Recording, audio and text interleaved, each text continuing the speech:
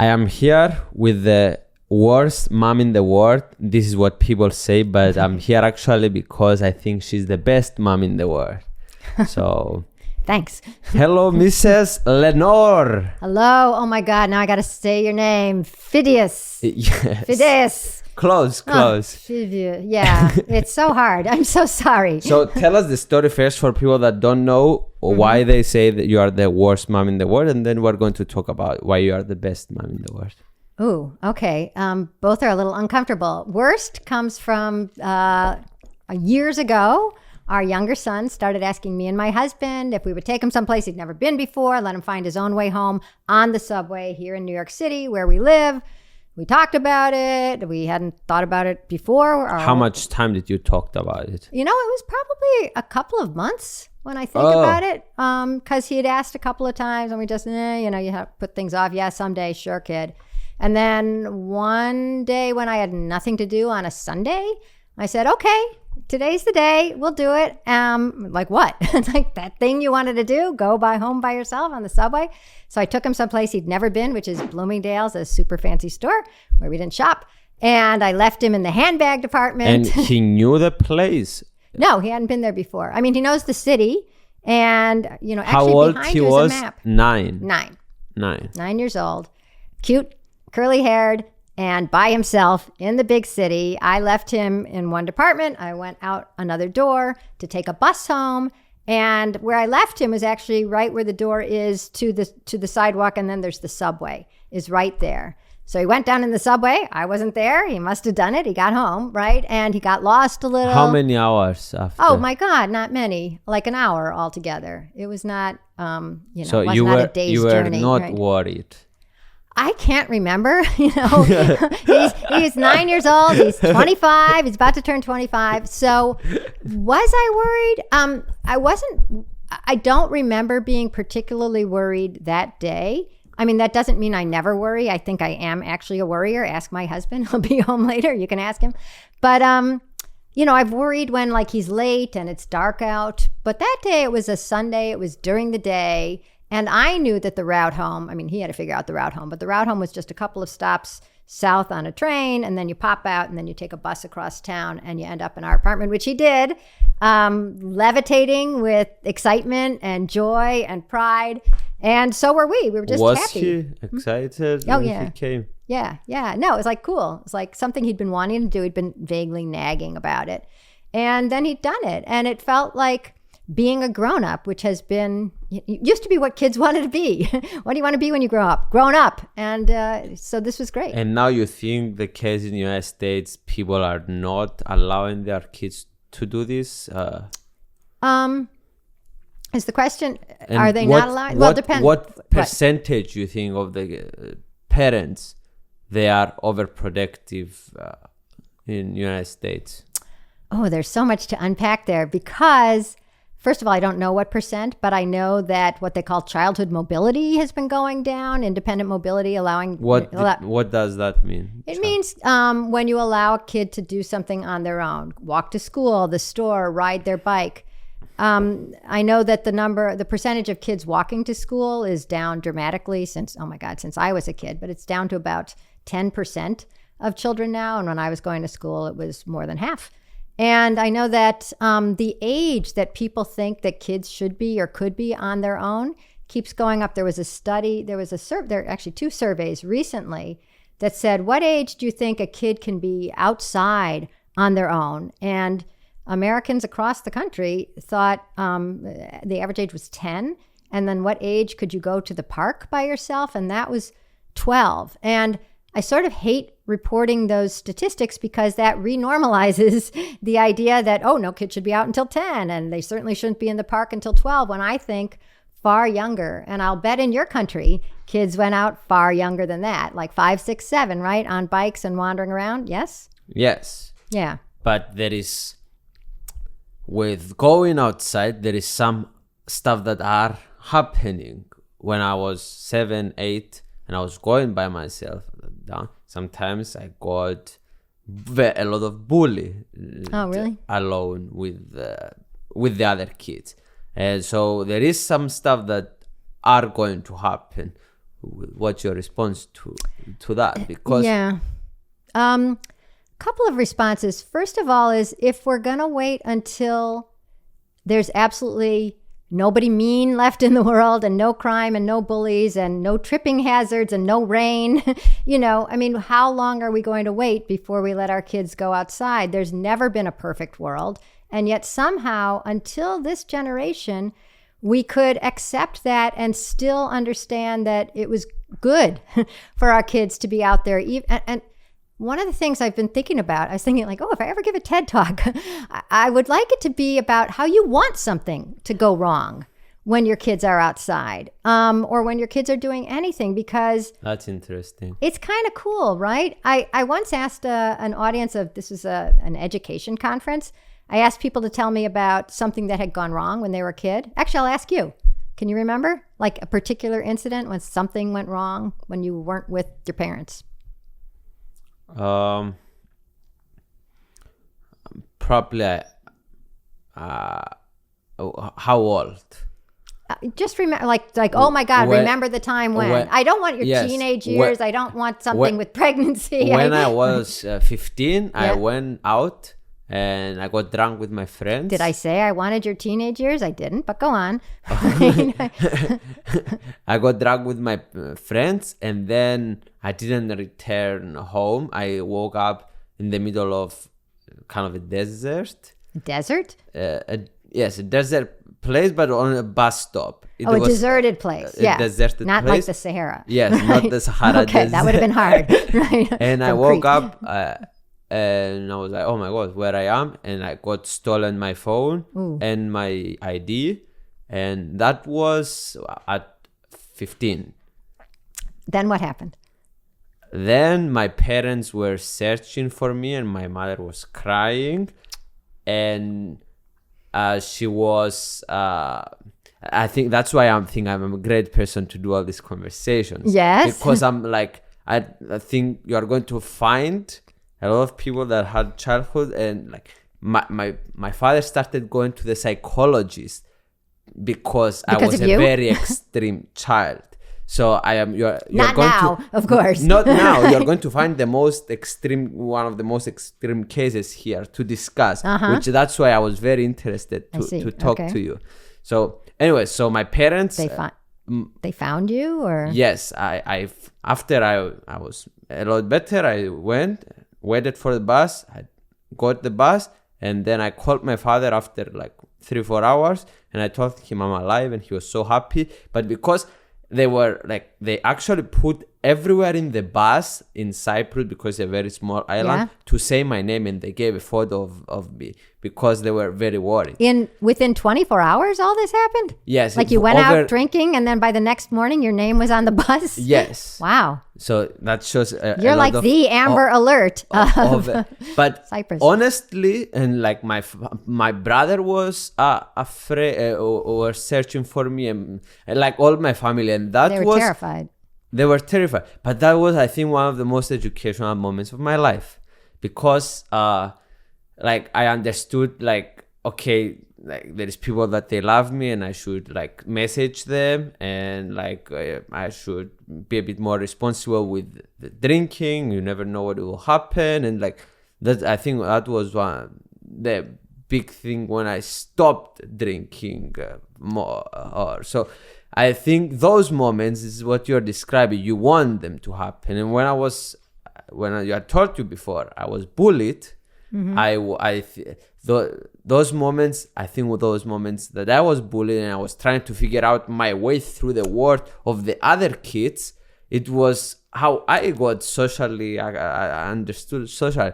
So it's very hard. It's not easy what you are saying for the kid, but I think that's the best for the kid. It's not easy for the parent is the other thing. No, I don't know about the parent. Right. Thank God. He doesn't know yet. Good. But what I'm saying is that it is so hard, and yet we used to recognize that kids get into scrapes. Kids are not perfect. Kids are not supposed to be perfect. They're not supposed to get straight A's. They're not supposed to show up at school every day. They're not supposed to have no fights with their friends. And the thing that that is disturbing about our culture is that we've gradually whittled away all the rough edges of childhood, that kids should never be hurt or have an argument with a friend or get a bad grade or not get the part in the play. Or, you know, people always say it's the trophy culture. Every kid is getting a trophy because they showed up.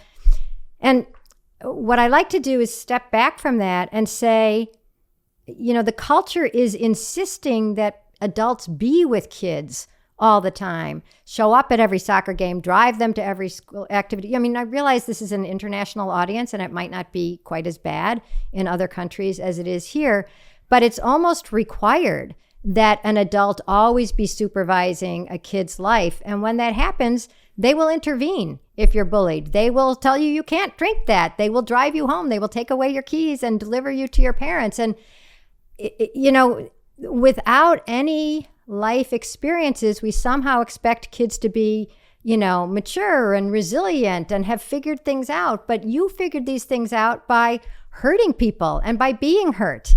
And we're trying to keep that from happening to kids because we don't want them hurt. And then what are we leaving them with? No armor, no life lessons. Even the bullying, you sort of learned, I mean, you learned to be funny somewhere along the way, right? And how to make friends. I'm not sure. I don't consider You'll learn myself it, yeah, someday, funny. right? When you're old and gray. But you certainly learned how to meet people and how to deal with people. That's your entire life, right? And that comes from interactions that are not always perfect, right? And how would you have had the bravery to go and, you know, around the world with no money and meet people and sleep on the streets if you hadn't started sleeping on the streets at 15 when you were drunk, right? Is there a line of freedom that we give to our children? Go to any country you want. Go, when you are 15, when you ask, when a child wants to. It's like, is there a line? You know, there's not a line for every kid. You know, what's interesting about this culture is that people keep asking me that.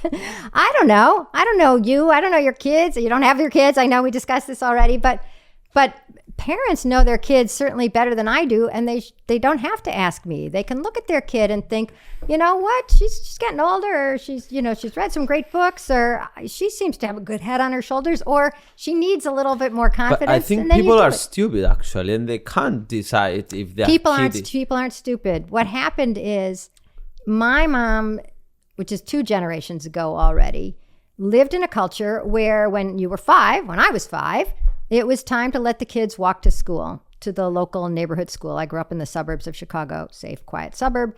And it wasn't that she was so much smarter than the moms today who can't figure it out. It's that the whole culture did that. And what we have now is we've gradually changed the norms of parenting to where you're supposed to be thinking about it and discussing it and reading books. And boy, there's so many books out now, even about the science of, you know, well, studies were done that showed that when children are 5.3 years old, it's different from when they're 5.7 years old. And then the new study comes out the next week and it says, no, actually it's 5.1 years old. And you go, oh my God, it's too late. They're 5.9 years old now. It's the idea that there's a certain perfect way to do things. And maybe it sounds like I'm suggesting there's a certain perfect way. All I'm saying is that people are nicer, kids are smarter. The world is often way better than you see on television, which is trying to scare you all the time. Not that anybody watches TV anymore, but even YouTube can be a little scary. Certainly Facebook is filled with people being terrified. So there's always moms who are writing that they thought that their children were about to be kidnapped, and thank God they weren't. It's a genre, strangely enough. So is there an age? No, but if you think back to what age you were allowed to do some things on your own, there's no reason your kid is, you know, dumber or less capable. You just have to let them. So, Mrs. Lenore, who are walking today on the streets on your neighborhood. Oh my God, this is so unfair.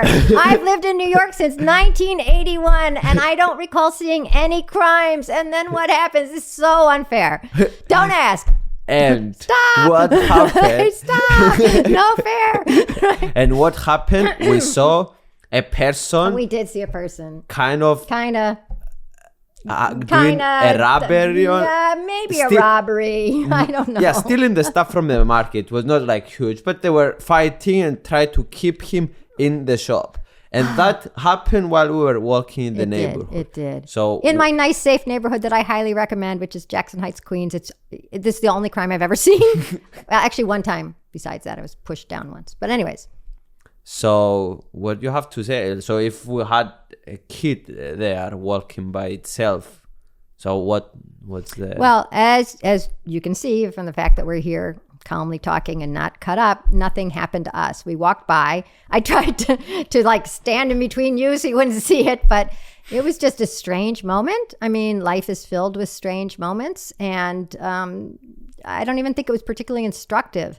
Sometimes what also drives me crazy, this is the What Drives Lenore Crazy podcast, is that there's something terrible is happening somewhere right now. And thanks to the media, we can see it we can see it instantaneously, and we can see it from people's cell phones, and we can see it on the news, whatever.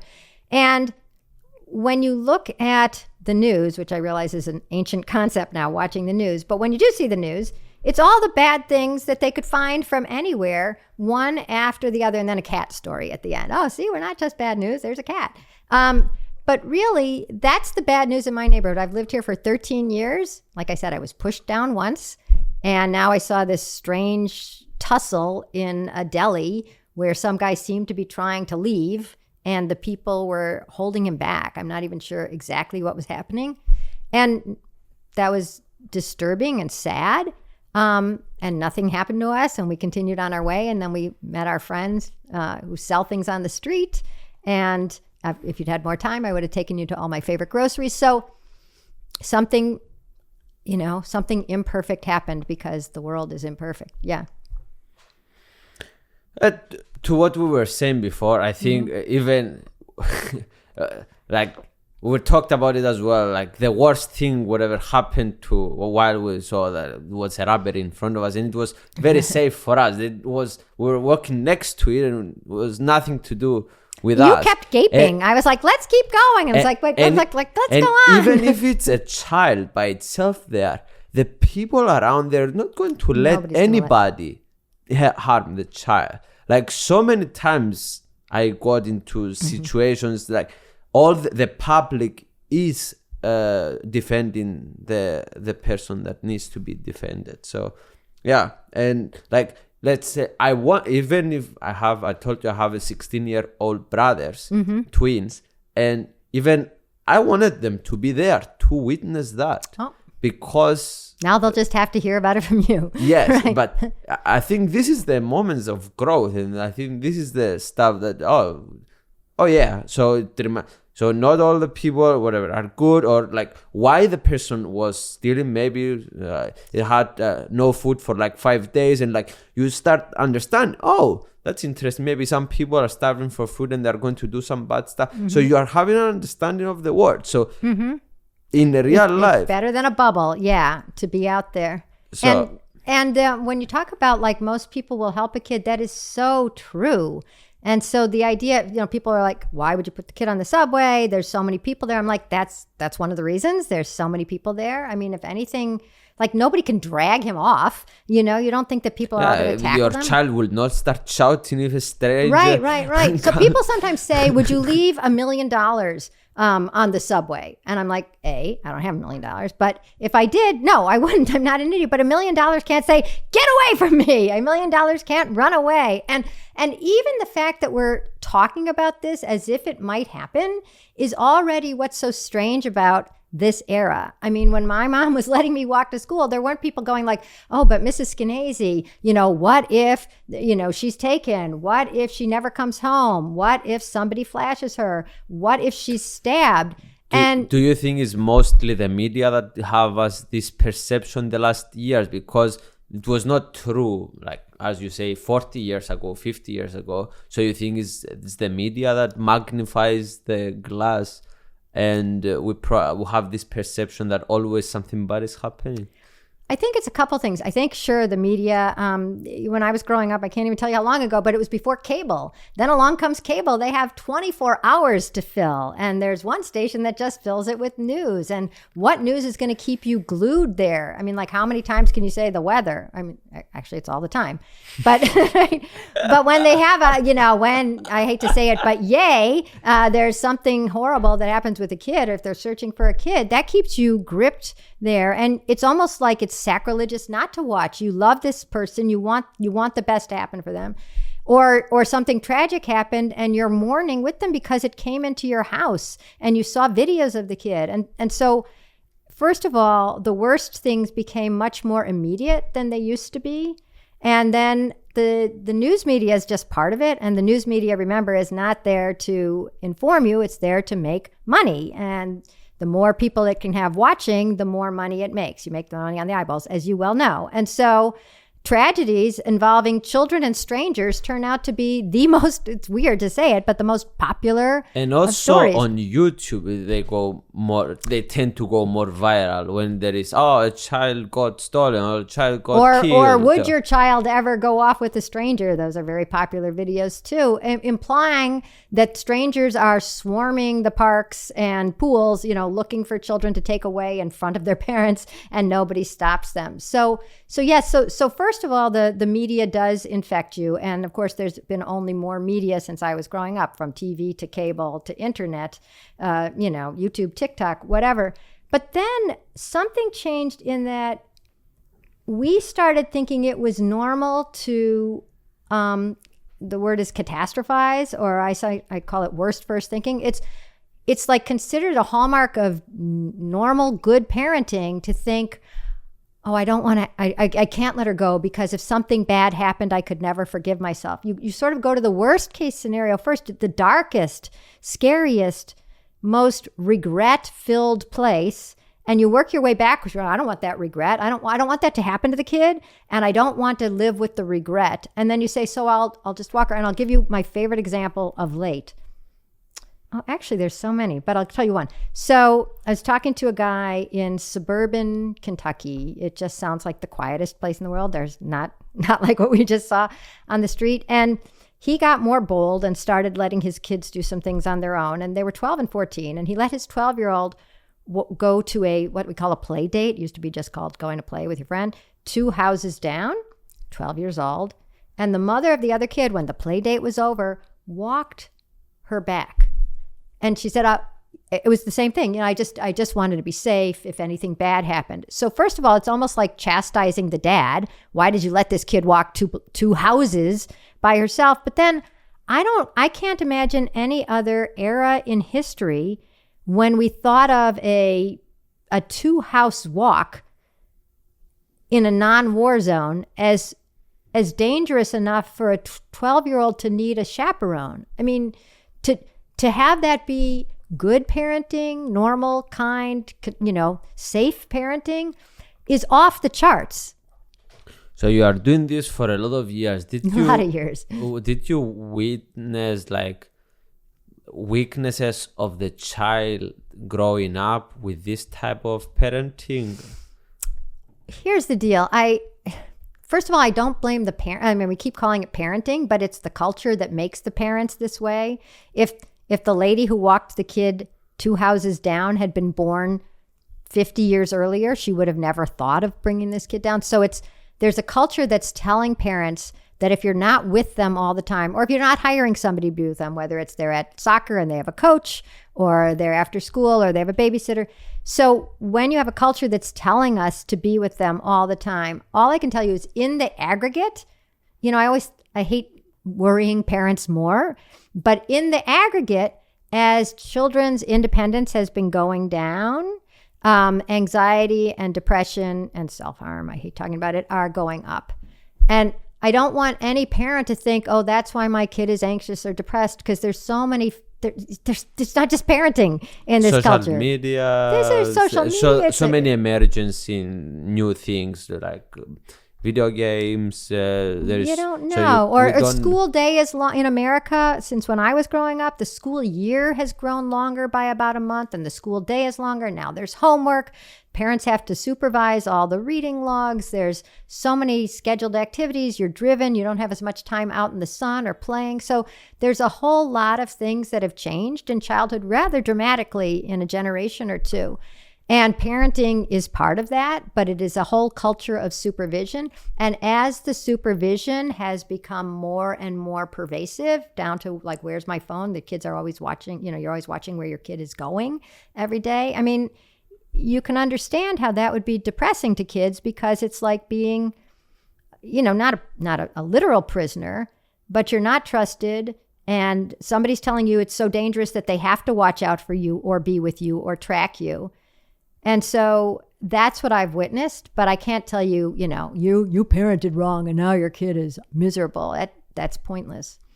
So later I can tell you 1-2 stories that how I teach my parents how to parent. Oh, let's hear. With my behavior. But So remember, go out, get drunk, lose your wallet and your keys and your phone. No. Right. But lie down at the bus stop. So tell me about, you asked me today when we were sitting on the couch, what do you think about social media and kids? Yeah. And I told you, oh my God, this is a big worry of me the last 2 days and like the last actually 6 months that I'm thinking about it a lot. And Elon Musk came, I told you about it, came yesterday and said that if he was going to turn time back, he was going to limit social media to his children, which is crazy to me. Like me, I thought that, we just let them use them. But what are your thoughts about it? And what do you think we should do with our children and social media? Oh, gosh. That turning back the time. I was just talking to a woman who started an organization called, is the light getting dim? It's okay. My light got closed, so we can't handle it without light. It's not a problem. You okay? Yes, we're keeping this in. Okay, there you go. You heard it. This is uncut. So I was talking to this lady who started an organization called Wait Till 8th. And I wish I'd started her organization too. And that is, her kids were getting 3rd, 4th grade. They started wanting phones. And she's like, this seems a little early. And so she started talking to some of the other parents. And she thought, wow, if a bunch of us could agree together not to give our kids smartphones till, let's say, 8th grade, which is 13 or 14 years old, then we wouldn't have to be the only parents saying no. The kids wouldn't be out of the loop if all their other friends had phones. So this organization, you go to the website and you sign up, and then you find once 10 families at your school sign up, then they all take this pledge. We're going to wait till 8th. And then you wait till 8th to give your kid a smartphone. And that struck me as really great. Do I remember what age I gave my kids their phones? No. I can tell you that when Izzy was on the subway ride, he did not have a phone, but I don't remember if he got it at 10, 11, 12 or whatever. So I worry about a bunch of things. I worry about time spent on phones instead of spending time like this, which is fun, talking to people. That's all we did today, right? We had lunch and then we went to a neighbor's and then we saw a robbery. It was a great day. So I really believe in a lot more person-to-person interaction. And so my feeling is that you're not supposed to be on social media till 13. That's what Facebook and all these places say, right? You're supposed to be 13 before you get an account, correct? So that seems like let's enforce that a little. I mean, those though? Like, to play the devil's advocate, yeah. Like, people should be watching you, but you're not social media. Need, before you said we need to let kids make their own mistakes. We let kids go outside, be in the world. Right. This is the new world. Like, this is my new reality. Why to not let them have explore and make mistakes and get bullied and get conditioned in the wrong way to build an armor? Okay, so first of all, this is a lot of things, and part of it is world, and part of it is a strange new world that we're not used to yet, and part of it is information and entertainment. So there's no sense, I'm not saying don't have an iPad, don't have a place that you can go at home and watch things, that's fine. But there's something that strikes me as sad when time is spent in only in the cyber world, or mostly in the cyber world and not in the real world. So all I can tell you is that what I'm trying to do through LetGrow, which is the organization I run now, is to try to give kids back two things that I think will make them less anxious and depressed, because not only has independence been going down, but of course social media and really screen time has been going up. I'm not against all screen time. I'm happy people are here, but I want kids to have more time having the kind of adventures you were talking about. Not getting drunk, but like playing with your friends, going outside, right? Riding your bikes, Getting drunk as well. Yeah, getting drunk, but not at 8, let's Not say, at 8, right? yes. Maybe not even, maybe 15 is a little young, I would say.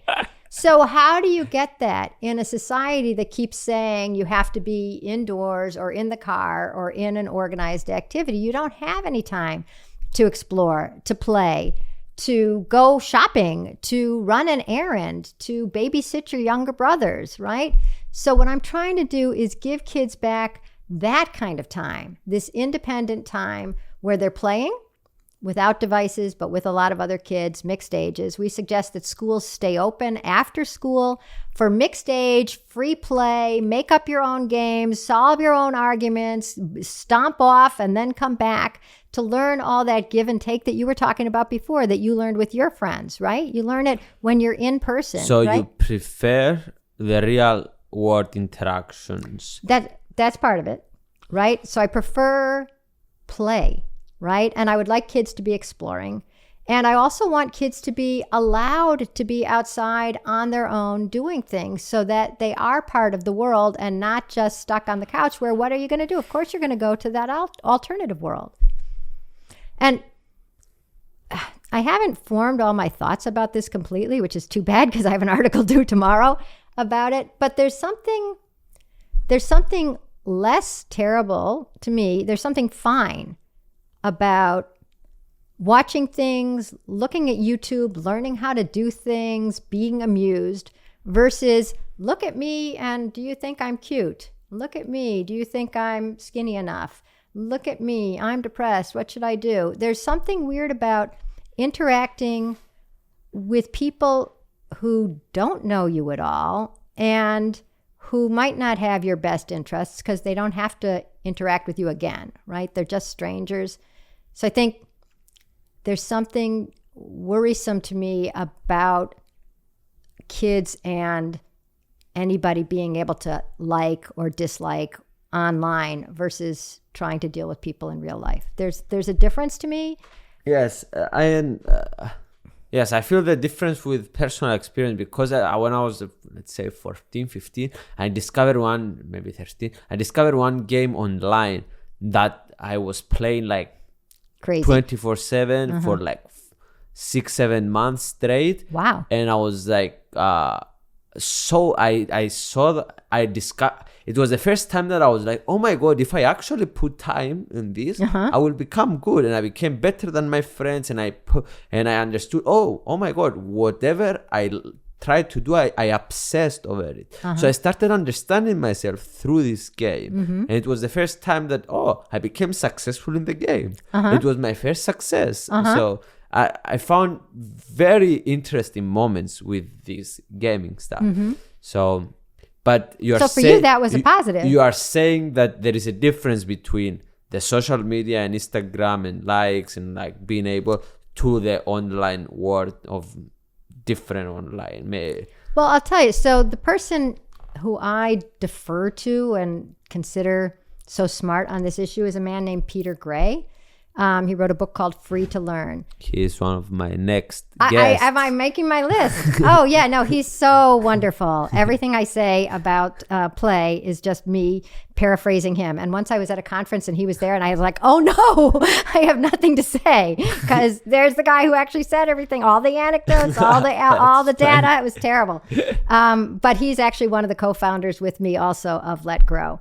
And so he says that he has a couple of facts. One is that when there was some survey done of kids online who were playing, and somehow a survey person asked them if you could be playing online with your friends or outside with your friends, which would you prefer? And these are kids who are playing online right now. And like 80-something% said, I would love to be with my friends.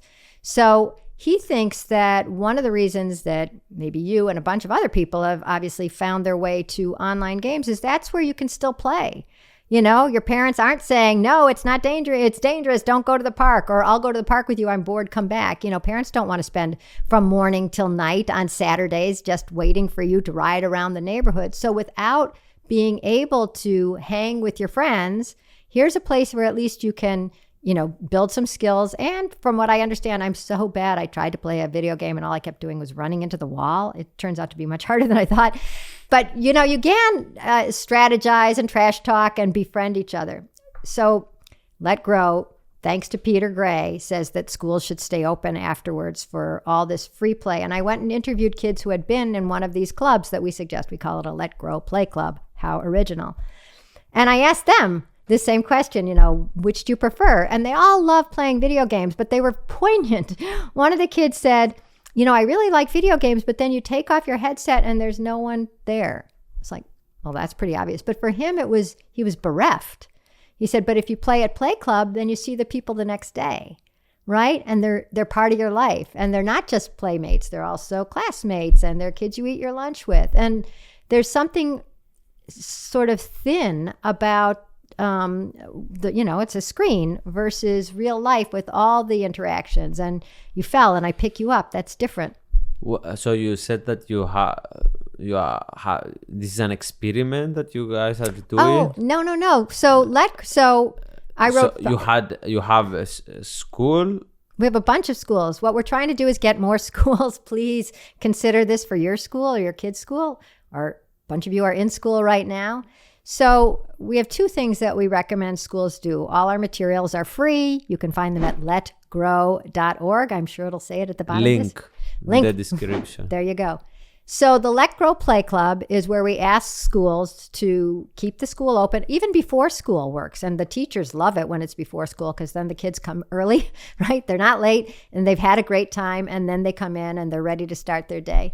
But so if you start a LetGrow Play Club, the other thing that's missing from kids' lives today versus when I was a kid, and probably even when you were a kid, is that a lot of different ages don't play together anymore. I mean, if you're in, a baseball league, a soccer league, or whatever, you're playing with the other 7-year-olds, and either you're the best 7-year-old or the worst 7-year-old. But you could be the worst 7-year-old and start giving the 5-year-olds piggyback rides, and everybody's happy when you come to school. Oh, look, there's my friend. He gave me a ride. And, so your bad day turns out to be a good day, and your friendless existence. Now you have kids who love you. Or you're really smart and you're bored at school, but then you start hanging out with the 10-year-olds, when you're 7. And when kids are of different ages interact, and you'll hear exactly this from Peter Gray, it's how you learn to empathize. You have your 16-year-old brothers, you're kind of gentle with them, right? Or at least you were. I want to cry now what you're saying, because this is a big example in my life, because my best friend is 55 years old and he's my high school teacher. So everything in my life that I have, most of the intellectual, whatever, this word that reading books and understand that nobody knows anything, and all this is because of my interaction with him. So much you can gain with interacting with other people, and we're so limited in this world of 18. Oh, how old are you? 22. Oh, okay, I'm not going to spend a lot of time with you because I'm 27, I'm 30, and we're conditioned society. So yeah, I think this is very important. I'm going in the wrong direction now, but I just have to tell you what. I was once at a lecture and I loved it. And this lady asked us to close our eyes and remember somebody who made you feel terrible about yourself. Like you were ugly or stupid or slow or mean and I remembered an old boyfriend. It was horrible. And then she has us all open our eyes and we say, okay. And she said, where'd you feel it? And I was like, oh, it was in my chest, or it was on my shoulders, or a headache or stomach ache. She said, okay, now close your eyes and think of someone who believed in you, thought that you were great or smart or funny or going places. And I closed my eyes and I thought of my teacher. And when I opened my eyes, I was crying. And she was way older than me. I mean, she died when I was about my 20s. And she was my 7th grade teacher. And my book, Free Range Kids, is dedicated to Mrs. McDougall, because not only was she my teacher, but that was back in the day when you can also invite kids home. And I would hang out with her and her husband. Her husband was a journalist. And then they invited me to parties, and I met all these journalists, and I became a journalist. And then she let me drive her when I only had my driving permit. I wasn't even a real driver yet. She wanted to go all the way, like, for a day's drive to look at this old school that she was going to have kids go to and pretend like they were back in the 1860s. And for somebody to say, you can take a day off school and you can drive me even though you don't have a license, and, you know, let's go. It's like your guy. It's somebody who believes in you is the most important thing. And why I'm so mad at our culture today is it's undermining parents' trust in their kids. Right? It's telling them, oh, you trusted your kid to walk 2 houses down? What if something bad happened? Oh, you trusted your kid to go on an overnight? What if something terrible happened? Oh, you trusted your kid to do her own homework? What if she gets a bad grade? You're not allowed to trust your kids. So kids are growing up. I talked to all these 16-year-olds who are being tracked by their parents. It's so common. I'm sure you know this. And one of the kids said, tracked, you mean? Tracked, like where, like their parents could see them wherever they were, like Life 360 or Find My iPhone. And they were resigned to it. They didn't think there was any way that they could fight it. They were still in high school. But one of the kids was saying, you know, I didn't go to the party, unlike you. I didn't go to the drunken party because I told my parents I wasn't going to go. And there's no way I can prove that to them, because for all they know, I didn't go because they could check to see if I was there. So how do you create real trust if it's always undermined now by constant supervision or surveillance? How can you prove that you're a good kid? You're ready for some independence. And real trust is built by breaking a lot of times the trust and then learning. So you don't allow the breaking of the trust to happen so you can have the real trust. I haven't thought about if real trust is learned by breaking. I know that real trust involves risk. There's no risk if your parents... Kids have to not always have to push the limits, understand, break the trust, find the trust, understanding the world around. But so the second time, then you had to prove that, like, you had changed, right? Yeah. You'd been this or drunken the third 15... time or the fifth time.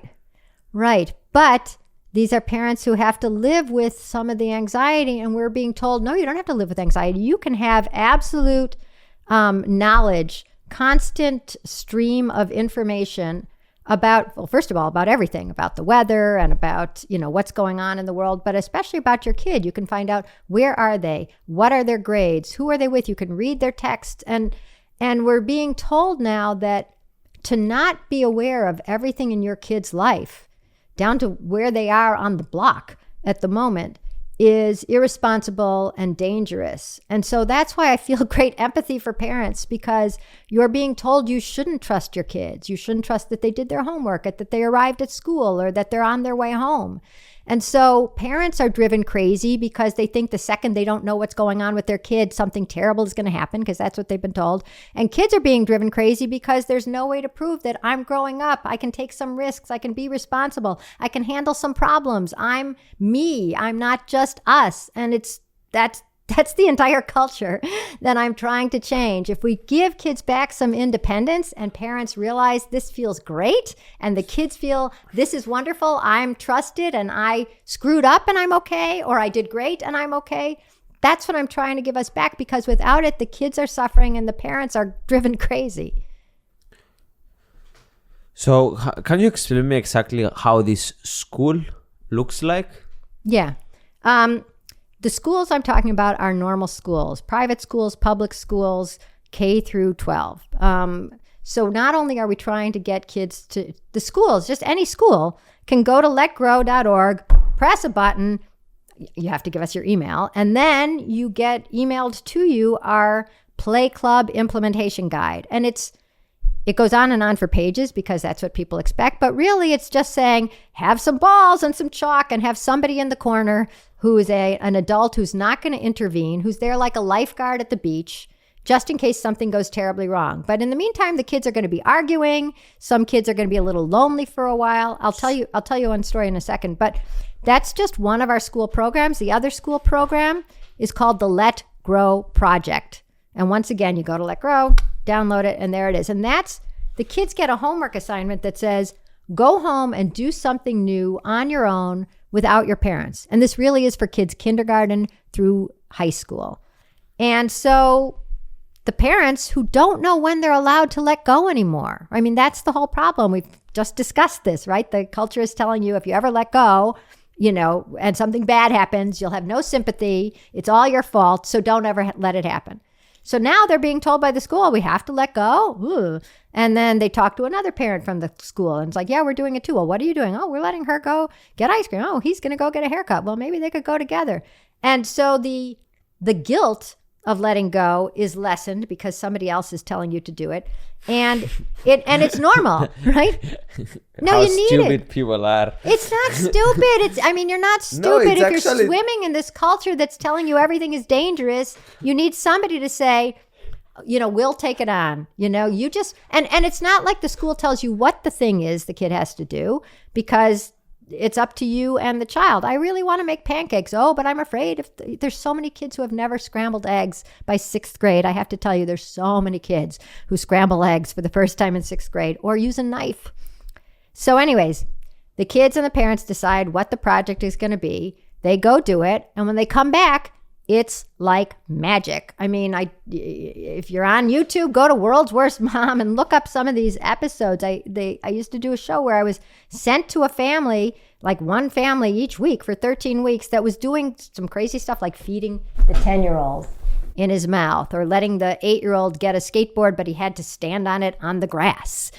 He couldn't roll it. Or a mom who took her daughter into the bathroom, like a public bathroom with her, and then would go into the stall with her just to make sure that nothing bad happened. So these were parents who were excessively worried about their kids' safety. Let's just put it that way. So funny.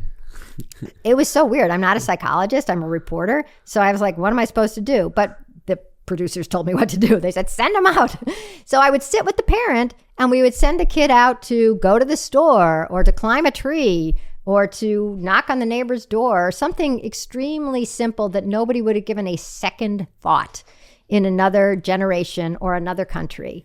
And the parents are like this the whole time, and they're worried, and they're, I don't know, and somebody kicked me. People got really upset. But then the kid comes home, and my favorite story is a kid who had never ridden a bike, he'd never used a sharp knife, the one who was being fed in his mouth at age 10, took him to learn how to ride a bicycle. And he learned, which was amazing because it's hard to learn to ride a bicycle when you're 10, but he did. And when they came home, the mom came into the living room, and of course the camera crew was outside, but the mom was in the living room and she told her mother, who's Russian, Sammy can ride bike now. And the grandmother goes, our Sammy ride bike? It's like, yes. And they're like, Sammy can ride a bike. Sammy can ride a bike. And they're dancing around and they're so happy. And I'm like, these are the people who didn't let Sammy ride a bike. They were literally the people who said, no, he'll fall. He'll be frustrated. We can't do that. He couldn't even use a knife, much less ride a bike. And so that's when I realized, and my first real world experience of seeing the fear that looked like it was this thick in ice, like you have to drill down to get to one little drop of bravery, was thin. It was like, you could break it with one afternoon of that kid riding a bike. And I taught him how to use a knife. There were always 4 challenges. One day I sent the parents away. I taught him how to use a knife, bike, ride the bus, and maybe walk to school. I can't remember what the 4th one was. But that summer, this was in the spring, that summer, the mom, it was to an overnight. I sent him to Boy Scouts. And that summer, he went to 2-week overnight BMX bike camp. Parents are so anxious. And listening to me doesn't change them. Listening to statistics, hard word to say, doesn't change them. Reading positive stories, none of it matters because they're so afraid. The only thing that changes them is Sammy can ride a bike. When they see their kid do something on their own, they are completely rewired. We have should we change the kids then?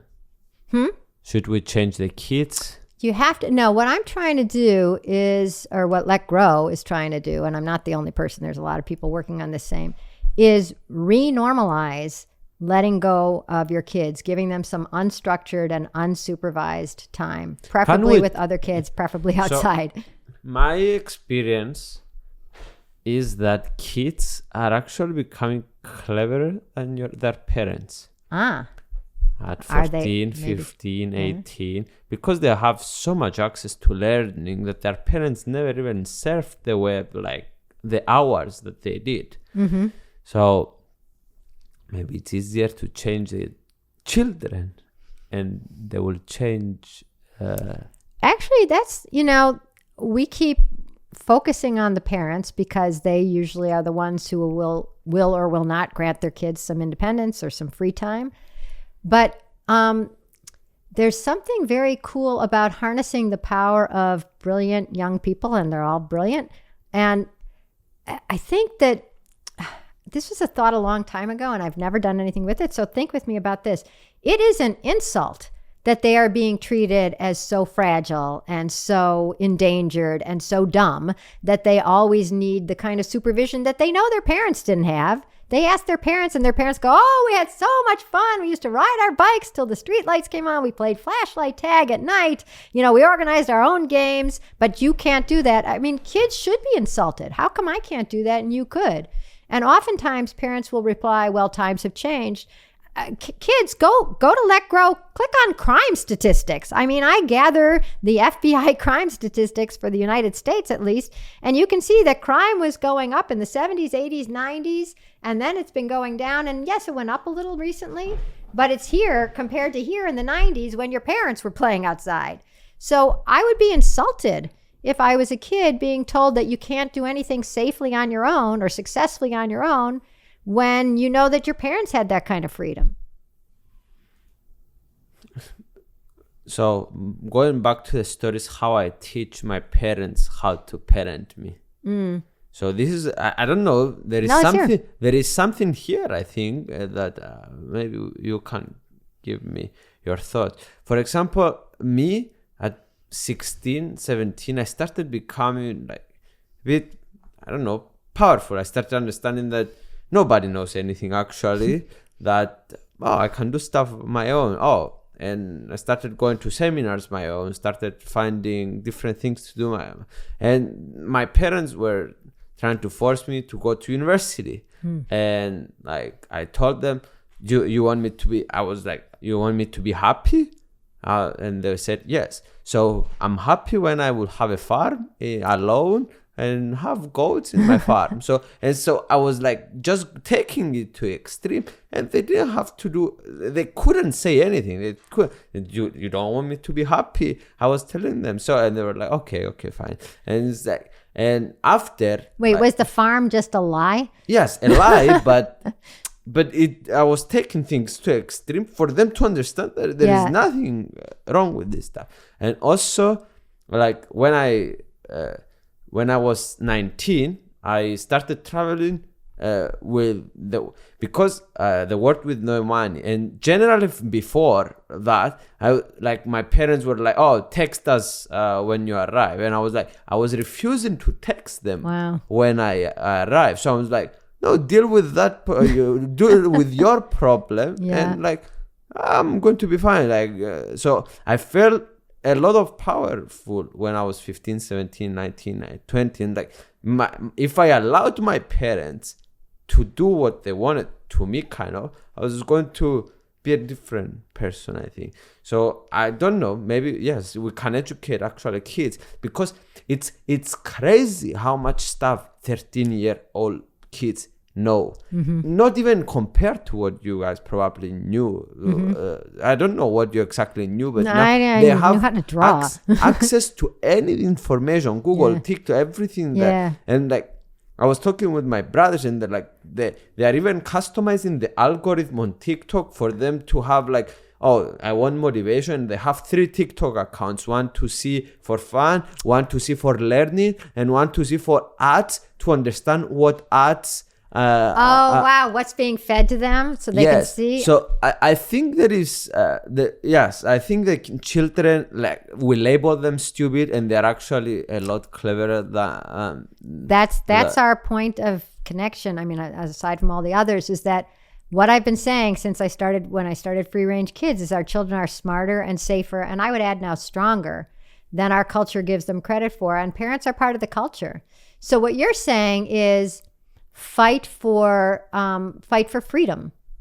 Is what you were doing, right? That's what you were doing with your parents. You were training them Kids to trust fight you. for freedom, Kids fight not for parents freedom. fight for freedom. Well, you gotta feel bad for these parents who are being told that they should be tracking their kids all the time, that they should be worried all the time. And one of the things I write about at LetGrow and that we've been fighting is also people have become so frantic about children on their own that they're all in danger, supposedly, that people call 911 when they see a kid outside. And then sometimes the parent has to say, well, I trusted the kid. I mean, I was going to turn on my computer and show you the latest letter I got on Friday from some mom who said, let her 6-year-old had forgotten lunch or came back home or whatever. And somebody called to announce there was a child on the street. And the cops found the mom and said, we're going to be watching you.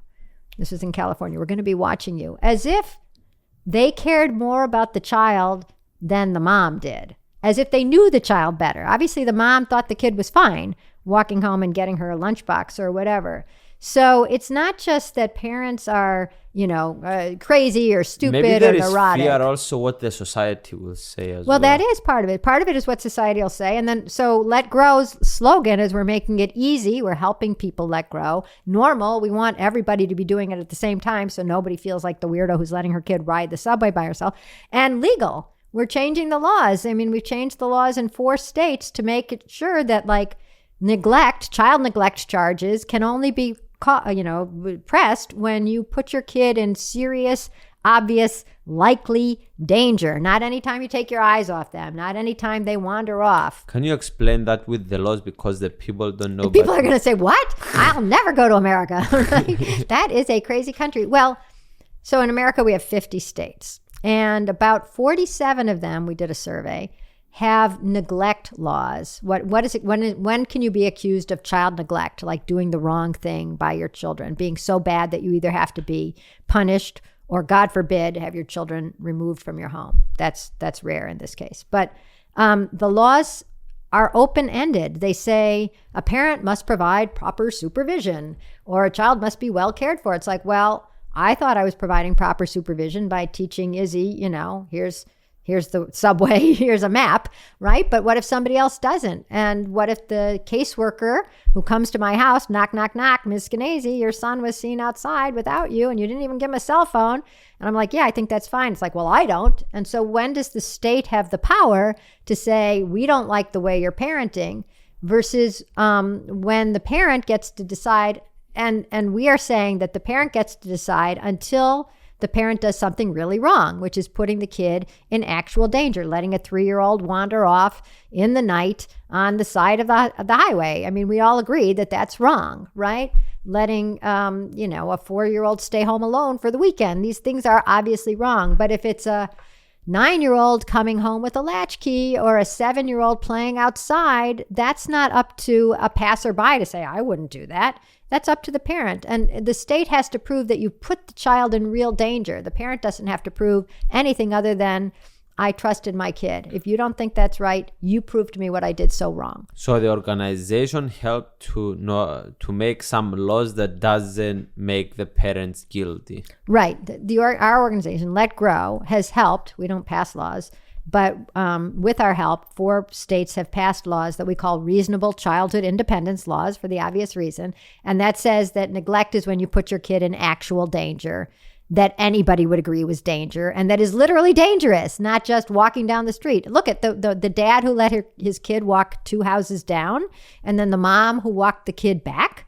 The dad thought she was fine, and whoever that neighbor was didn't think she was fine. But if she was the law, she shouldn't be allowed to arrest the dad or to interrogate the dad, because that wasn't literally danger. It's just her perception. 10 years in the future from now. Yeah. How are kids learning and how are schools? Oh my God. I'm going to ask you. You're the one who's 22 and you grew up pretty recently. I mean, you spent 20 years of your life doing this, and you're. But I can't look ahead because I feel like there's so many different things happening at once. On the one hand, people are recognizing that without independence and without free play, kids are suffering. You know, we did this for them. We put them in the league with the other 7-year-olds because we wanted them to have something fun to do and to learn a skill, and maybe someday they'll get a scholarship. And it turns out that what they really needed is the play that happens before the team starts and the play that happens after the game is over. That's what kids are desperate for. So people are starting to realize that kids need just this free play with the other age kids and even adults. I mean, you need more freedom that way, and you need more unsupervised time, because when an adult is with no schools, no universities. Oh, universities are going to be really changed, but I can't even figure that out. I mean, it costs a lot of money. It's always 4 years. There's so much that you can find online now. So universities, ask somebody else. But in terms of childhood,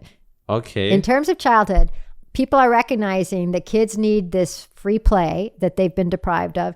And I forgot to tell you my new phrase. This is first time I'm saying in public, so see if this is good, right? Drum roll. I want to talk about kids growing up in an independence desert. Not working. Not great. It didn't land on me. No, it didn't land at all. Okay. Guys, you're gonna thumbs up in the comments. Independence desert, like a food desert where there's only fast food, and an independence desert when there's no independence. And when you realize that, you think, oh my God, kids are missing that. You know, kids can't grow up without independence. They're gonna wilt.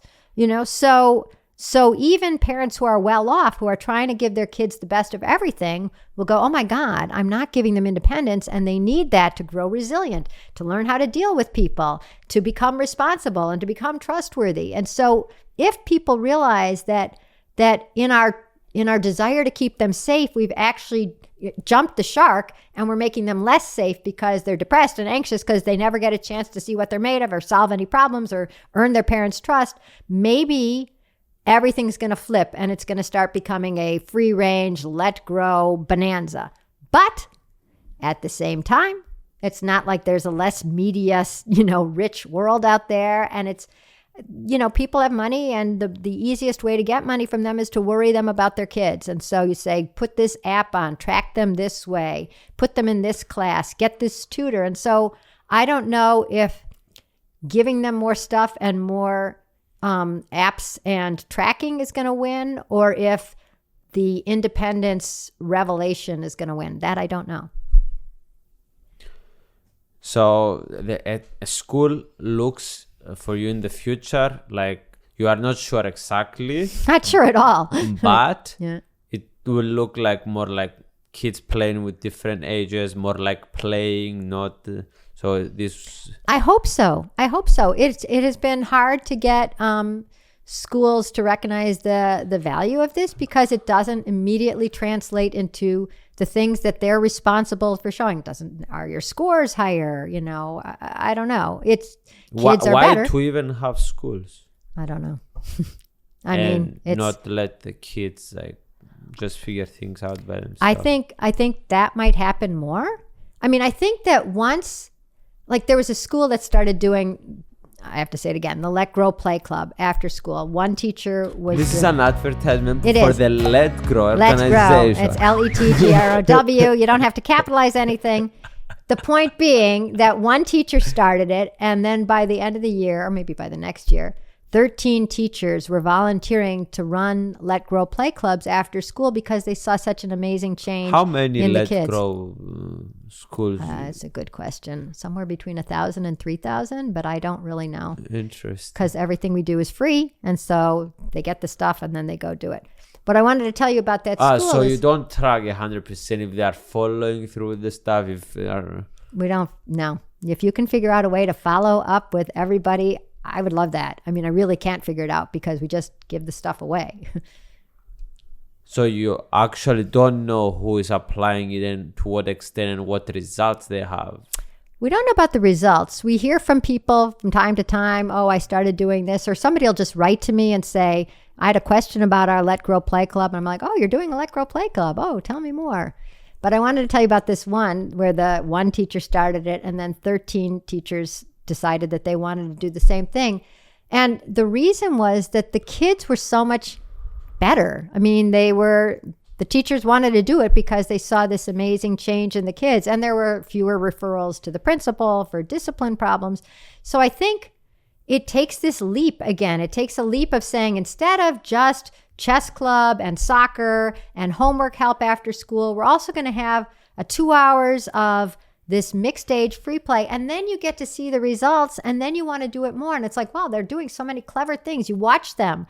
Peter Gray and I came up with a list of things that the teachers should be looking for when they're watching the play club, like mixed age interactions, kids figuring out a problem, bullying, how does that resolve itself? And so once the teachers see this happening and see how clever kids are and how much more frustration they can tolerate because they really want to play, then I think they're going to say, well, why don't we open up the lab, during lunchtime, and kids could play there? And why don't we open up the art room? And if kids want to be there, that's okay. Because I think there's been so much emphasis on test scores and metrics that we've taken the school day and made it this really very rigid thing. And when you let the kids breathe, like you going around the world, right, you just start realizing how much they can do and how much more interested they are because they're finding things that interest them. And, if you're worried about kids being really bored and checked out and anxious and depressed, this is the antidote. Give them some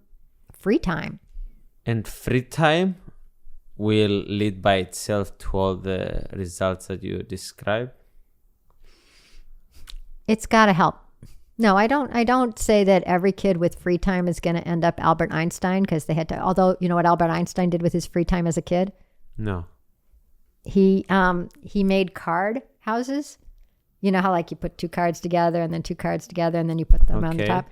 And what I love about that is that it seems like a stupid waste of time. And if you were, why aren't you doing your homework? And what about the, advanced placement classes? And shouldn't you be learning physics? And he was learning everything. He was learning patience. He was learning start again. That fell. Better do it again. That fell. Better do it again. And physics. What are card houses if not physics? So, the card houses are not always going to lead. I made card houses too. I'm not Albert Einstein. But you found your interests by not going to college, by wandering around, by talking to interesting people, by finding them sometimes online and sometimes, I don't know how else, just talking to other people. But your curiosity was allowed to flourish because it wasn't constrained. So I'm going to tell you what I think education goals should be, is just make the children understand that everyone is stupid in the world. Like nobody knows more than like other people. That nobody knows anything actually, and like you can actually like go. You are the other person next to you is not cleverer than you, but like so when you understand that, then the world in front of you unfolds. Wait, I like what you're saying, but it's not that the person next to you is stupid. It's that everyone is smart.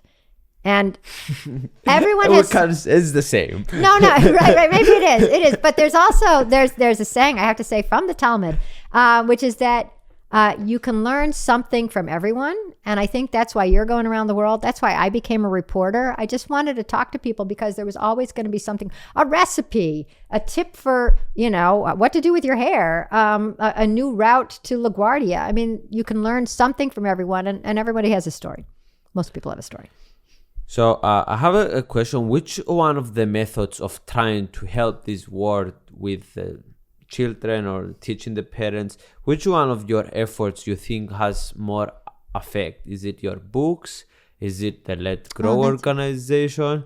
Is it the YouTube podcasts that you do? Well, it's about to be the YouTube podcast. It's going to be the one that's going to change everything. But until now, my book is popular. LetGrow has had these amazing successes and also has a lot of oomph behind it because we have a lot of, sort of intellectual heft and buy-in from the world. I don't know. I don't even know how you would measure what comes from a book versus what comes from a podcast and what comes from lectures. I don't know.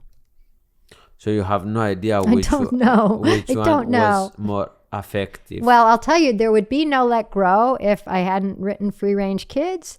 But without LetGrow, there would have been no laws changed, and there would have been like these programs that are in the schools. That's all happened since LetGrow, because I feel like Free Range Kids opened up a lot of minds. And LetGrow is an organization. It's a nonprofit. Yeah. Nonprofit. But how is sustainable if it's a nonprofit organization? Well, people like it, and people appreciate the idea that childhood independence is something that it's sort of like, sometimes I think of it as like the rainforest, which is like the rainforest was disappearing without us realizing it for a couple of generations. And then, I don't know, somebody took a drone picture or something. It's like, oh my God, look at that. There's like almost no rainforest left. Yikes. We better do something. And I feel like LetGrow is going, or actually I feel like Free Range Kids did this. Free Range Kids said, you know, there used to be a lot of childhood free time, and it's just been disappearing. Look down at it. Nobody has the freedom that you had. And the 22-year-olds have more freedom than the 10-year-olds are going to have. And I had like, you know, it was practically feral. So once you realize that there's a problem and that free time is a precious resource, then you need, you know, a Save the Earth Foundation, and we're Save Childhood. We're Save Childhood Free Time, Save Independence, give kids back some la time to just stare at the ceiling or go outside and play. Or I spent so much of my childhood looking for 4-leaf clovers. What is this?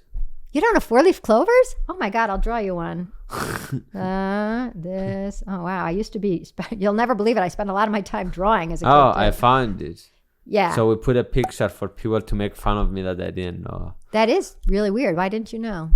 My teacher is making fun of me. I know about consciousness and I don't know about basic things, which is very funny. 4-leaf clovers are the basis of all society. Anyways, the point being that I was thinking about this the other day. It's like, I don't think I had an interesting childhood. It was suburban childhood in the 60s and 70s. I think I had an interested childhood. And I think that's what we're talking about. Like, things interested me and then I would do them. I would look for 4-leaf clovers. I would make things out of toilet paper. Now you know. I would walk around in the woods. And if you looked at me, I looked like a pretty boring kid, but I was having fun and making things happen. And that's what I would like to give everybody else. So through my experience, non-profit organizations probably are not effective and kind of stupid for me.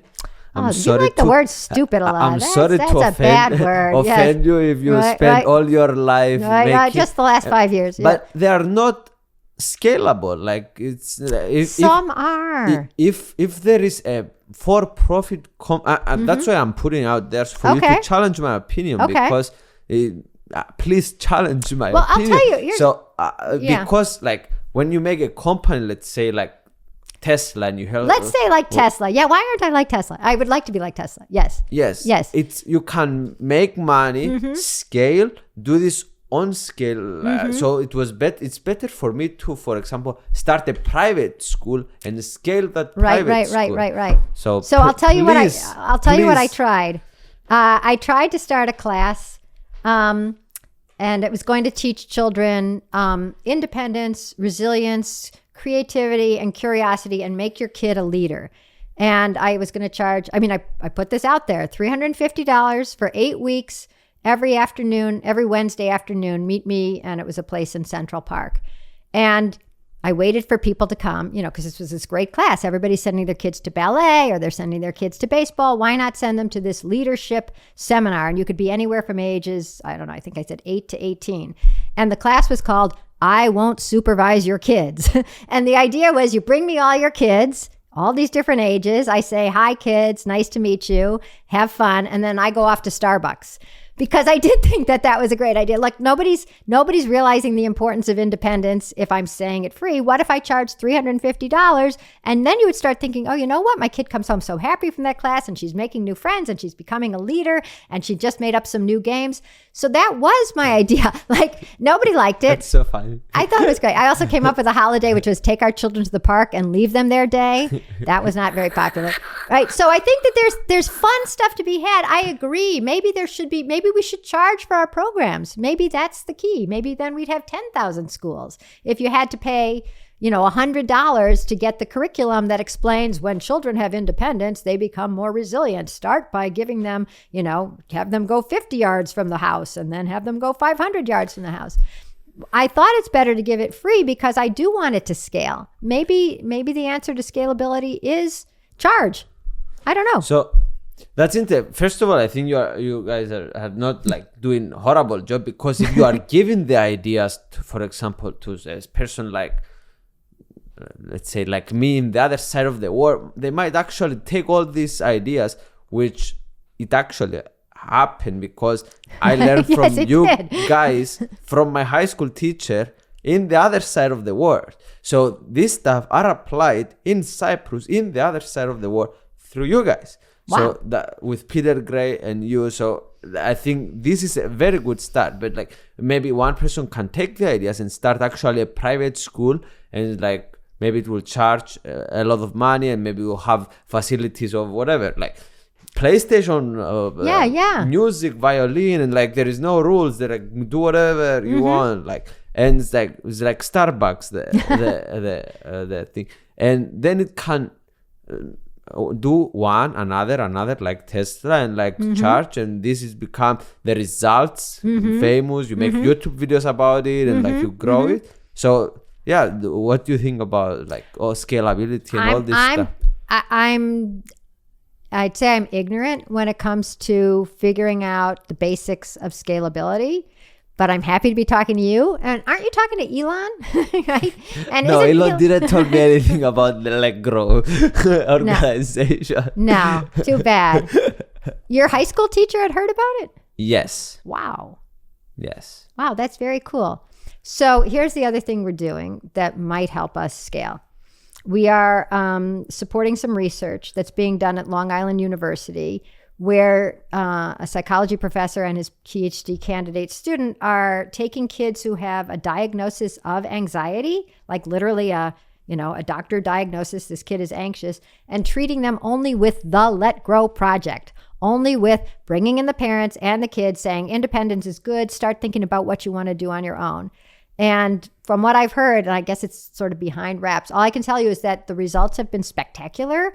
And I'll just tell you one quick story about a kid who was very afraid, wouldn't go upstairs or downstairs by himself in his own house. And by the end of the second week was taking, not the subway because he didn't live here in the city, but taking a train by himself. And then when sixth grade began, he was a fifth grader when he was doing this at the end of fifth grade. Sixth grade began, and that first day of school, it being America, kids, bring your parents. You'll find your locker together. You'll get the combination for your locker together. You'll find your classes together. Or you can come by yourself. And he went by himself, and he was like one of the only kids. And he said, I've got this. Because he had just had a few sessions of independence, and his parents got less anxious, and he got less anxious.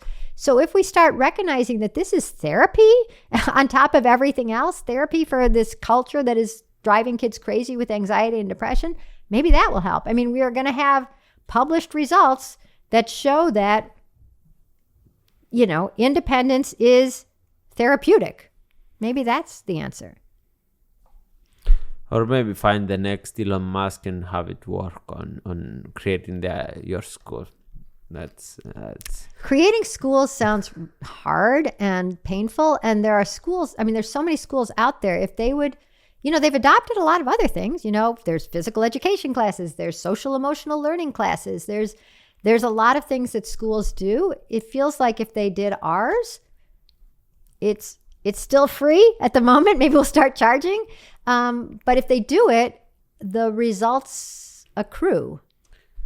And when I was talking about the non-profit organization, now you don't have so much money and you are dependent to go and ask for people to donate or find, and that's energy. Yes, go and donate. Really? I will donate $500 of my own money to the LetGrow organization, and go, Thank guys. You very much. And donate as well. So, and then you can actually, this scalability thing is Yeah, It's really, scalability is the key. I totally agree. And we spend a lot of time on that. I mean, we don't. but this is why I hate non-profits actually, because Don't hate.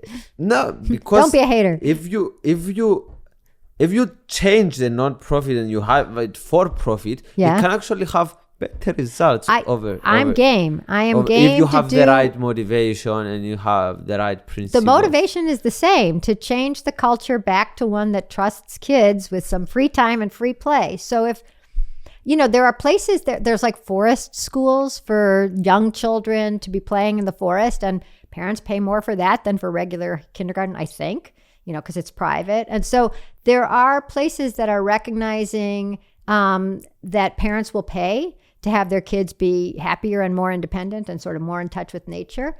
I don't want to start any schools. I just want to insert us into schools. You can have a school with a lot of free play if you have 2 hours after school every day, when you keep the playground open and there's somebody in the corner with a whistle and an EpiPen, and that's it. You don't need anything more than that. It's so simple. This is what keeps me going. Watching how quickly kids and families change when they get a little independence, and seeing the miracle of mixed age free play, and just trying to give back kids something that they've all had, that all generations had until now, which was that. Playing with all their kids after school. A lot of places don't even have school. Just playing is so important, and freedom is important. And responsibility. I never talk enough about that, but that's also key. So you wrote a lot of books. How many? Oh my gosh, not a lot. More than 3, right? 3, I would say 3, and then 2 that were barely books. They were tiny little gift books. Yeah. Okay. And how many books, which one was more successful? Free Range Kids? Free Range Kids is successful. And how many books did you sold? Or you are no not idea. allowed to? No, I don't even know. All I know is that they paid me quite a nice advance, and then suddenly I got a royalty, which is shocking. So they must have finally made back what they paid me. So that's good. And they just came out with a second edition, and most books don't get a second edition. But it was still selling so steadily. They said, let's bring it out again. So we did. With new chapters, you should buy the new second edition. Can you explain me? Because I'm very interested in the finance. Maybe if you don't want to tell me the numbers, I numbers, can't tell you numbers. It's okay, but tell me how it works. You get a percentage. You get a big, how does that work? What happens? I think you are the first author that I know. Personally, I'm 22. So. Yeah, you're 22. Yeah. Look, it took me till I was 40 something before I wrote a book. So what happens is a company wants you to write a book, a publishing company, and they pay you in advance. And that's money in advance of the book actually being existing, right, while you're writing it. And then they publish it. It takes forever. And out it comes. How was this forever? Well, for me, it didn't take forever because it was a hot topic, but it can take people a year between the time they hand in a manuscript and when it came out. Mine was faster. I don't remember. And I wrote mine really fast. So how much time it took you to write? 6 months. That's fast for a book. So I think. Anyway, so out it came. And then with each book that they sell, until they've made back the money that they advanced you, you don't get anything for each of those books. Okay. Right? Finally, years later, they make, and most books never make back their advance, 80% of books or something like that. But finally, it does make back the advance. And then you and the publisher split, I don't know what the percentage is, but you split the profit from each book after that. Is it more than 50% the percentage that you get? That what? That they you take get loyalties. When it's over? Yes. Or when they've paid back the advance? I don't know. And the agent, you have an agent usually. So this the is profitable, or this is for most people, I don't think, this was a hot topic. And so there was what they call a bidding. There was a bidding war for this particular book. So for me, it was really worthwhile, especially since the newspaper I was working for had just gone out of business. I don't know what I made very little money on my other books. Let's put it that way. Really little, less than you make in a month. That's still a lot. That's true. He does well. Right. So books are a good way to make, good way to make money? No, books are, a lot of people write books because they have something that they desperately want the world to know, or a story that they want to tell. Mine was a way of explaining what I believed, which, once after I let my son ride the subway and I was on all these talk shows on television, whatever, all these shows, I was being painted as somebody who didn't really care if my kid was safe or not, or was crazy and had no idea how dangerous what I had done was, or how dangerous the world was. And I'm a reporter by trade, a reporter for years and years at the Daily News, which was Superman's paper, and New York Daily News. Superman used to work at, he called it the Daily Planet, but it was really the Daily News, and it was filmed at the Daily News. So I worked at Superman's paper. Let's just get that on the record. So as a reporter for Superman's paper in the real world, I could look up statistics, and I'd spent 14 years wandering New York City. So it helped you a lot to your job to get all this understanding of. Yeah, and also it helped me put Izzy on the subway, because having spent 14 years going to all these different neighborhoods in New York City, I used to do a column. My favorite column was called Dinner at Your Place.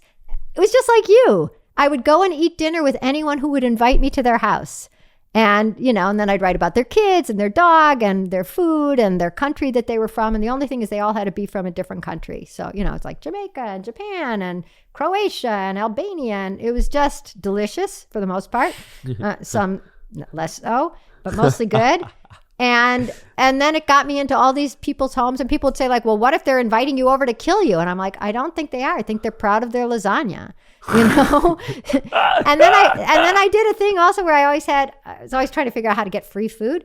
And this one was, it's summer. You might be sending cookies to your child at camp. Let's see if they arrive crisp and fresh. Send me your cookies, and I will rate the freshness and the deliciousness of the care packages that you send me. So people sent me cookies from all over the city. Aren't you worried they're going to be poison? I'm like, no. I'm not. This is great. So trusting people and wandering around and meeting with them and eating with them, or eating their goodies, has been wonderful. And that was one of the reasons that I could send Izzy on the train, because I do trust my city, and I do trust my fellow New Yorkers. And so the being a reporter not only helped me get facts, figure out how to interview people or find facts that I needed, but also to know the city myself, as opposed to knowing it through, television and screaming headlines. Is it corrupted that you work from the inside? No, I think, what is working from the inside? All I did was what you're doing. Are you corrupted now that you've met so many people in so many countries, or do you feel like you understand the world better? So, because I upload whatever I want. I guess you didn't upload whatever you want. I did. I had a great job. Oh my God, I had so much fun at the Daily News. Go do whatever you want. I wrote poems to objects. They just let me do so many fun things. I used to write an etiquette column. I used to do a column called How Do You Cook That? I would go into a grocery, an ethnic grocery, and go how do you cook that? And somebody would tell me. I used to take the subway and get off and not let myself get back on until I'd found a story from somebody in some shop down below where I'd done where I'd wandered in. And so I would meet people. And it's so like you, except you're braver. You've traveled further and you've slept on more couches, but it's the same impulse. It's like, what's out there? What an interesting world. I have a question.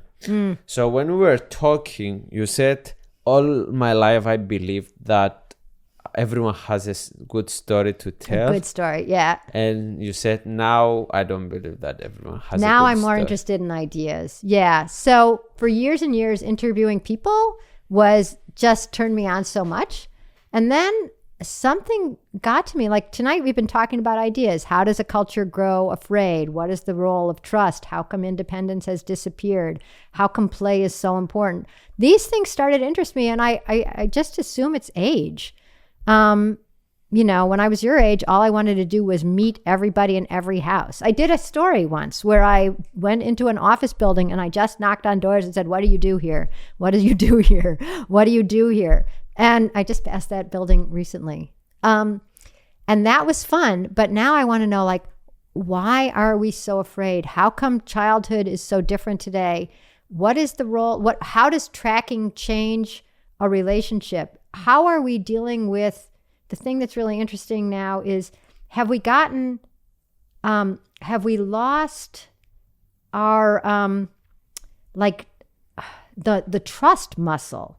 Like, since we don't need to use it because we can see where anyone is, or we can check anything on Yelp, or we can see if our Uber driver has 4 stars or not, are we incapable of trusting now? Because my mom would let me walk to school, and by the time I turned the corner, she couldn't see me anymore. So she had to trust me and my neighbors and the world and faith and fate. And so I wonder, what does it mean when we have so many ways of verifying things, even the weather tomorrow, hour by hour? Can we not deal with uncertainty? And does that mean that we can't trust anymore? And what does that do to a culture when trust evaporates? That would have never interested me in my 20s, 30s, or even 40s. So you slowly grew to like people's stories, to like ideas more. I still like a lot of stories, but I'm not sure I could get off a train and interview 20 people to find the story. Maybe I could. I mean, actually, I keep a syndicated column so that whenever I feel like I just want to talk to people for fun, I still have... What does syndicate? Oh, syndicated just means I write a column every week that goes to some newspapers.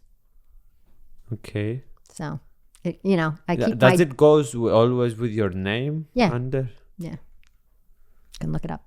So, do people?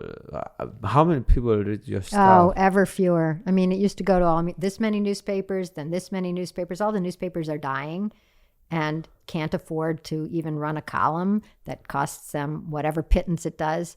So I have no idea, but I can tell you it probably, a fifth or a tenth of what were reading me maybe 10 years ago. But I still have it. It still gets published. And it runs in the New York Sun here in New York. So people read it in New York. So it's just, I want an outlet for being curious that still works for me. So you use all this stuff to also monetize your curiosity? Yeah. Don't you? Yes. It's good business. Do you know the song Nice Work If You Can Get It? No. Oh, you should end this with that. It's a Gershwin song. Nice work if you can get it, right? Can you tell me about love? I can tell you a little bit. Yeah. From my experiences so far, not I'm disappointed about love or about relationship between a man and a woman. I think it's overestimated in the world that we're living. And you mean the idea of just one man and one woman and finding everything in them? And getting married and having a family. So I'm just questioning everything at this point in my life. That's because you're 22. Yeah. Okay. So I see that you have a family. It seems that it's a big part of your life, and maybe, I don't know, tell me some stuff that you learned from the family that you have. And it's like, do you think, like, also we can touch on, like, do you think if parents are divorced, is affecting the children big time? Like, should you actually think about your husband to see if it's a good qualities as a is it going to be a good parent or a good provider or whatever? Should you fall in love and like just... How should I go about it? Oh my God. Ask your parents. Your parents married? Yes. For all those years? Yes. 6 kids? Yes. What do they say? Oh, they believe in love, and they are very happy. Yeah. But I understood that not like my parents are the exception, not the rule. Are you sure? Yes, because I think most people that they get married, they are not happy in their marriage. So I'm trying to think about my relatives. Somebody once asked me my superpower, and I was like, Joe. I mean, you met him. So we've been married 30-something years. So I do believe in love and marriage, and I think it can work. But I was writing down a list of people that I want you to, or would suggest, or you might want to interview. And one of them is Helen Fisher, who is like the world's expert on love, who got married at 75 just a few years ago and is madly, madly in love. So I don't have any great advice other than find somebody who you find interesting and who is on your side and who is, I married somebody way nicer than me. And also he grew up 3 blocks from me. Maybe there's something to that, but there's people who opposites attract too. I don't know. I don't know. But I recommend trying to find somebody, and I think you will. How do I find a guess? Like, that is a gut feeling? How do I know she's the one? Is a gut feeling? Where do I search? I don't know what I'm asking you. It's probably feels weird. Like you never said that you are expert in love. Certainly not. Right. I'm expert on my husband. You seem like not a girl that I was going to be interested if you were going to be younger. So it's like I'm asking like how do I find that person? Like, I found my husband at a party. Go to parties. And people are finding each other online. And my brother-in-law was living in the apartment across from his wife now of a million years. And my sister went to dancing lessons and married the dance teacher. So there is no advice. Yeah, ask somebody else. All I can say is I think it's, I don't think it's overrated. I think that marriage can really give you this wonderful way of life. But I also don't think it just has to be through a man and a woman. It could be, we met today, a couple, they were man and man, and that was great too. Do you do all the time with guests that you have what you did with me? Because guys, what did I do? This day was crazy. I came and I found a lot of clever people on a table talking and eating, which was amazing. And then you went and took me around the blog. We talked. You went and showed me other people that might be good for the podcasting. You sat down and write me a list of names that I would be interested to talk. Like, you took so much care of me. Like, you do that with all the people. You do that. First of all, you were asking like, what do I do for a living? And I was like, I told you I should be writing that piece on like how is social media ruining our children sort of thing. This is way more fun to me. I mean, that's why I was reported. The fun part is this, and then the painful part is actually sitting down and writing and organizing your thoughts. So for me, it's like, this was great. I mean, I had an excuse to show you around, which I love doing. My neighborhood, Jackson Heights, Queens, coolest neighborhood in America and possibly the world, Queens, New York. And then to introduce you to friends is fun, and they got a kick out of you. And so, yeah, I mean, I don't think I do it with everyone. Not everybody comes to my house. And you have too many viewers, but normally I end podcasts saying, here's my address, give me a call, but maybe not. People can email me. I'm Lenore@LetGrow.org. I love you. Thank you for all the stuff that you did. And thank you for putting all this beautiful energy out in the world. Oh, thank you. Shouldn't we hug? Isn't that your thing? Yes. But we have to be... We'll crouch. Yes. A very popular crouching hug. This is how I always hug people. Right, like that. Goodbye. We love you guys. Bye-bye.